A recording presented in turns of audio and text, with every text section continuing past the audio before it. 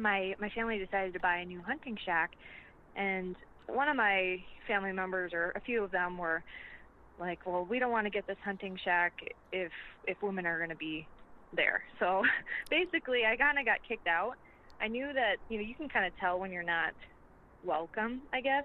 I still love my family and everything, but they wanted it to be more of what they were used to, which was kind of like a boys hunting club. So to me, I had been going for about 3 years at that point, and I was, obviously I was hurt by it, but I mean, at this point, it's what has really fueled me and fueled my fire to keep hunting.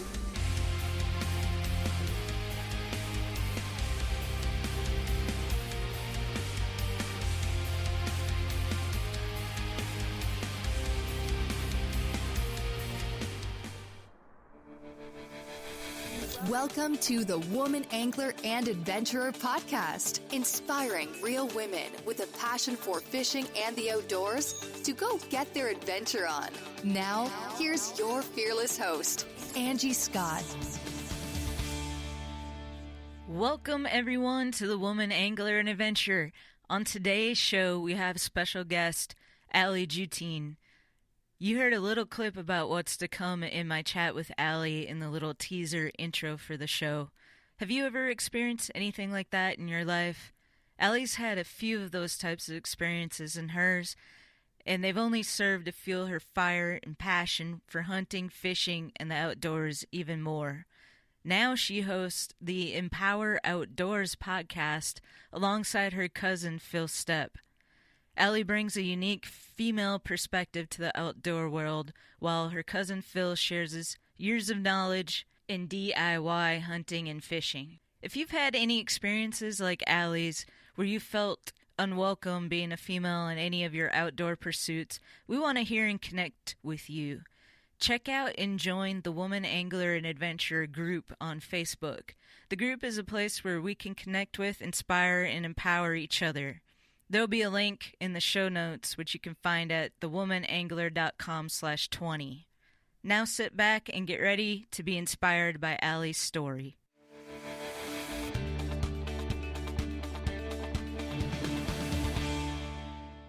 Juten, from one podcaster to another, welcome to the Woman Angler and Adventurer podcast. For having me. Yeah, thanks for being here.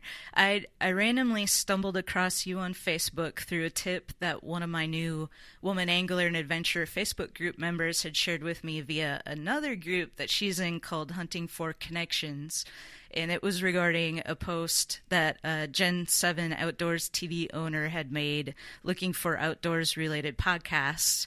And so I saw that you had posted on that, and that's kind of how I came across your podcast. So that's pretty cool. I think social media can be super beneficial if it's used in the right ways. For sure. So, and speaking of social media, since mentioned that, I'm going to share, you have a pretty big social media presence with your Allie Up North on Instagram and Twitter, and I'll put links to those as well as your website, allieupnorth.com, in the show notes, thewomanangler.com/20. So let's give everyone a chance to get to know a little bit about you so they know why they should follow you online and check out your podcast, which is called Empower Outdoors, that you co-host with your cousin Phil Stepp. If you don't mind, tell us a little bit about your background and why you started the podcast. Well, my background, really, growing up, I basically grew up outdoors. My whole family hunts and fishes, and, the one thing that kind of drew me to this Empower Outdoors is that although my whole family hunted and fished, or they all hunt and fish basically, none of the women really do. And I had a few different experiences within, the last, 7 years or so that really pointed me in the direction of wanting to help empower other women, men, whoever, that are new to the sport of hunting and fishing, to really help them get into it. I had a couple negative experiences, and so I knew that there was a need for, some education and even just helping other people realize what hunting and fishing can do, not only for, the catching a fish or, putting food on the table, but also the kind of the mental aspect of hunting and fishing, where you're outside, you're observing nature, you're, really just kind of embracing what this earth has to offer. So I guess what made me want to do Empower Outdoors was that, plus my background is in journalism and specifically radio. So I knew that I had all the skill sets to do it and the knowledge. And I just, I thought that there was a need for it. And I didn't see very many female hunting or fishing, hosted podcasts. I know there are a few out there, but I know that it's easier to relate as a female or someone new to, to a sport, to really just kind of level with it and not talk beyond, the listeners too. Because if you're talking to an audience that doesn't know a lot about a sport, you got to not dumb it down, but really just kind of play it out, how a beginner would see it. Right. So that's cool. Yeah, you and I have a fairly similar background. I grew up in Minnesota, and it was a family of hunters and fishermen, and none of my female cousins or female role models were really into it, like my uncles and older brother, and some of my boy cousins were. My mom would go fishing with us, which was cool, and I'm sure that made a bigger impression on me than I've really ever even thought about. Talk a little bit more about like what that experience was growing up and why you think that you took to hunting and fishing even though you didn't have a big female support system there. I guess as I grew up a little bit, I was in college when I met my now husband. And, that's kind of the classic story of, the boyfriend hunts, so the girlfriend wants to get into it. It wasn't necessarily just like that. It was kind of, my family, I really got into it because of archery. I started shooting a bow, and my husband now, he shot a bow. And I kind of just was like, oh, my dad has one, my brother-in-law. And I'm like, well, I didn't really, before I met my husband, I wanted to do it, but I was a poor college student, working like 3 jobs and campus media and all this stuff. And so it kind of gave me a good incentive, like, well, we can have a really cool hobby together, Yeah. And then I really just, I got into it. I went hunting for the first time, bow hunting, about 7 years ago. And, I got hooked. That first year I shot my first deer, my first whitetail. It wasn't big, but, it was my first experience with, actually taking an animal. So seeing my family do it plenty of times, it's just, I did when I was young, I took gun safety and I went hunting with my dad, but I never, it was kind of like sitting in the stand, that kind of thing. But as I, became an adult, I was like, this is something I want to do. And I started getting into it. And then I went rifle hunting with my family because there's a hunting shack, the classic Minnesota hunting shack during rifle season kind of thing. And I went about 3 years with my family, all guys, of course. And then it was a couple years ago now, my family decided to buy a new hunting shack, and one of my family members, or a few of them, were like, well, we don't want to get this hunting shack if women are going to be there. So basically I kind of got kicked out. I knew that, you can kind of tell when you're not welcome, I guess. I'm like, I still love my family and everything, but they wanted it to be more of what they were used to, which was kind of like a boys hunting club. So to me, like, I had been going for about 3 years at that point, and I was, obviously I was hurt by it, but I mean, at this point, it's what has really fueled me and fueled my fire to keep hunting, because that wasn't going to stop me from, obviously, but, it hurt at the time, but I'm kind of I'm over it now.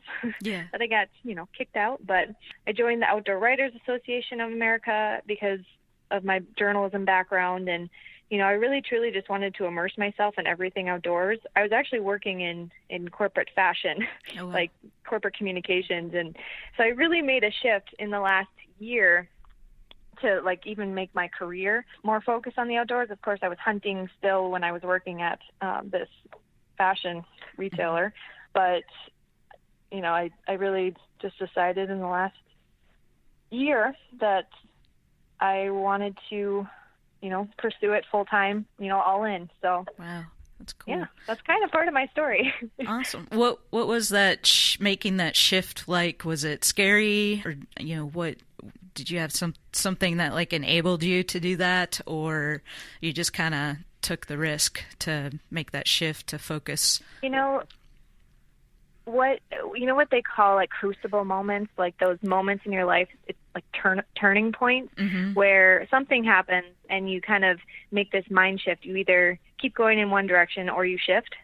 Well, I had, like I said, a few in the same year. One was the hunting situation with my family. Another was, there was some turmoil at work with just corporate stuff that happens, right? And then another was going to the Outdoor Writers Conference of America and seeing an opportunity for myself there, because I basically saw kind of an aging out, not to be, rude or anything, but mostly older gentlemen and a few women, and then just a few younger people, but really not. So I was basically a minority at this conference, and so I was like, there needs to be female perspective in the outdoor writing world, in hunting and fishing, because that's the fastest growing market as far as getting people into hunting and fishing. It's actually the women, so it's a growing in popularity in that sense.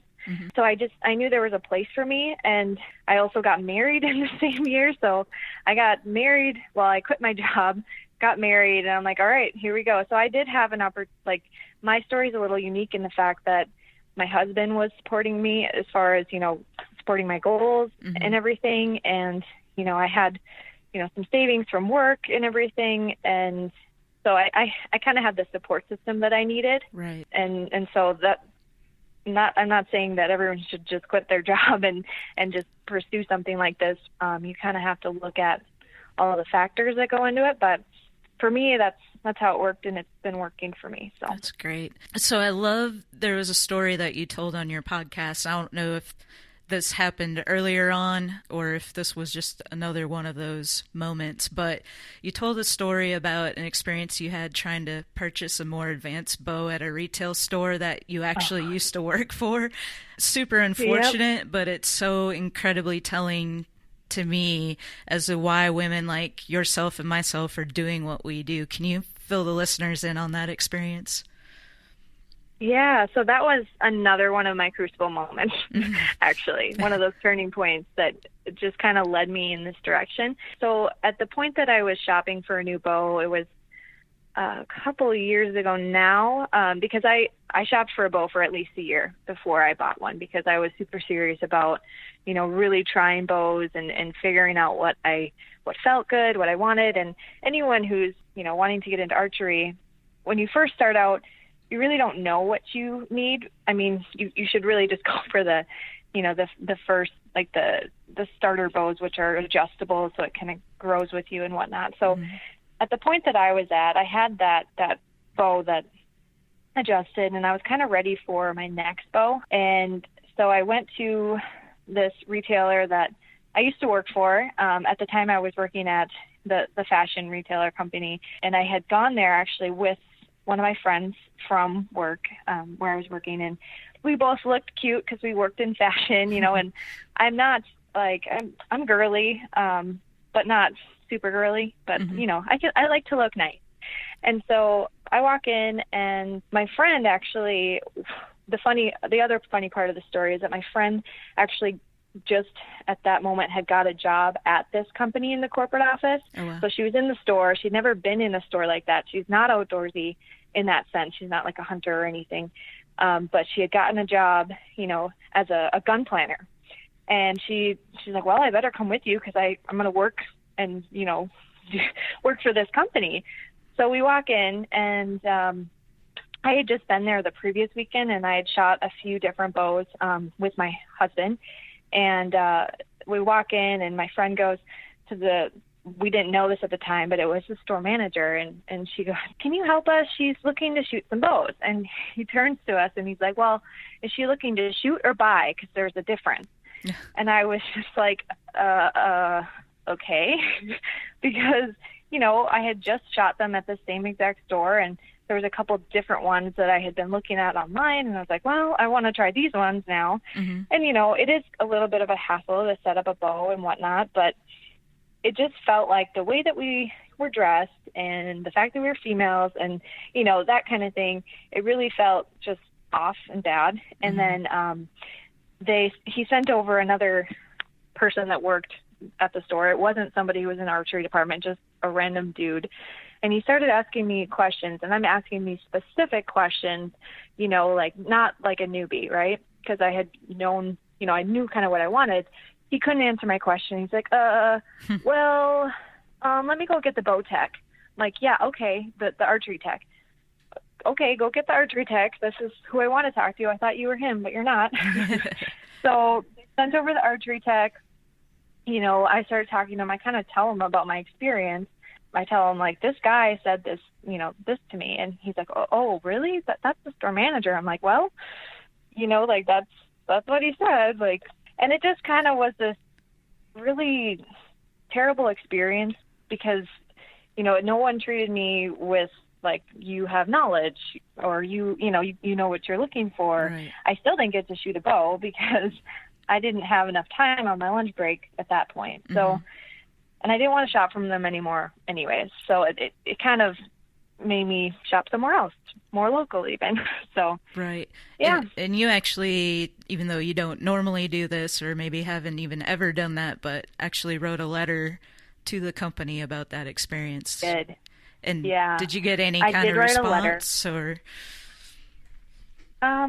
I didn't get a response to my letter. I took it even a little bit further, and I messaged them on Facebook, mm-hmm. and I did get a response back from that. It was like, "I'm sorry about your experience." In my line of work at the time, I was working in communications, and I communicated to the stores on how to treat customers, and so that was part of it. Like, I did a lot of different, I wore a few hats in that job, mm-hmm. but I knew exactly how the customer experience should be. And again, I also worked at that store. So to me, it was really unacceptable. And I never, ever, ever write bad, I never write to companies because I don't have the time for that. But I just felt like I had to. And it didn't really get a response that I wanted, mm-hmm. but they did, they wrote me back on Facebook, I guess. So. How's everything been going so far now that you've made this transition? Is it been going well, like making good progress in the industry? And how's the podcast been going? Because you just started that in March, was it?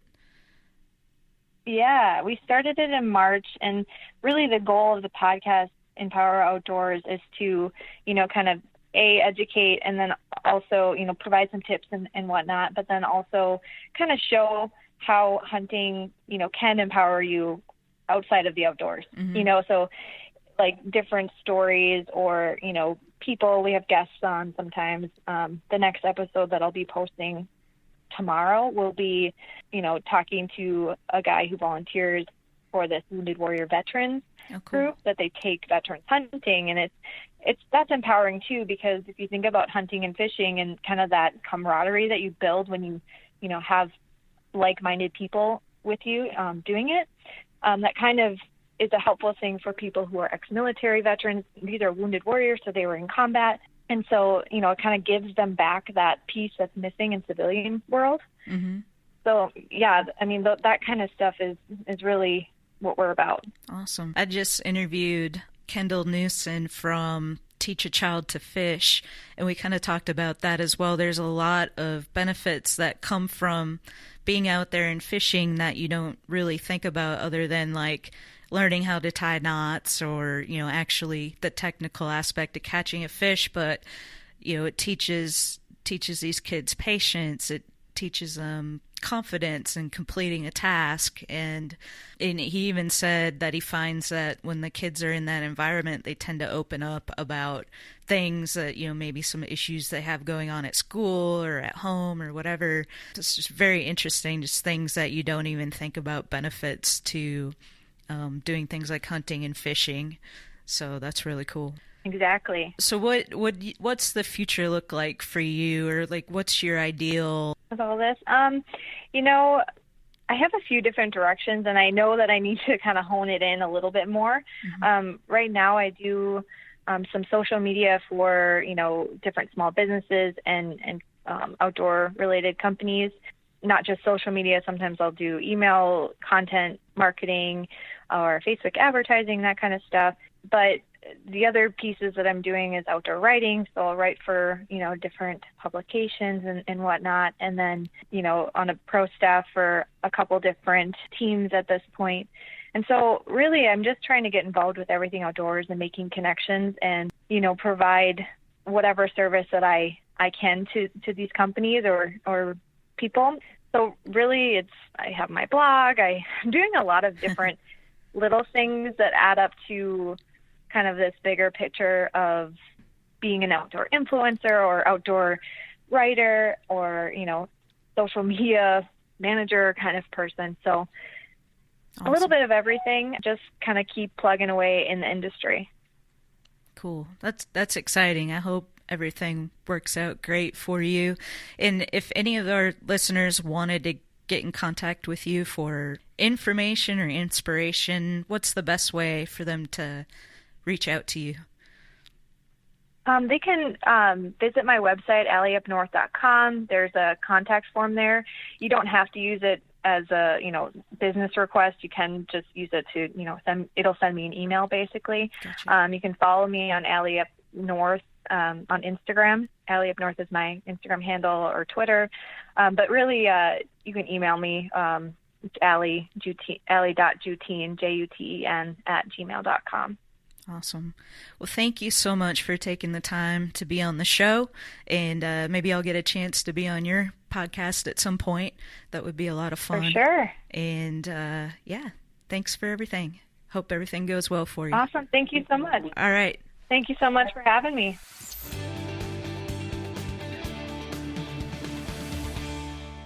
Isn't she amazing? I hope you enjoyed my chat with Allie.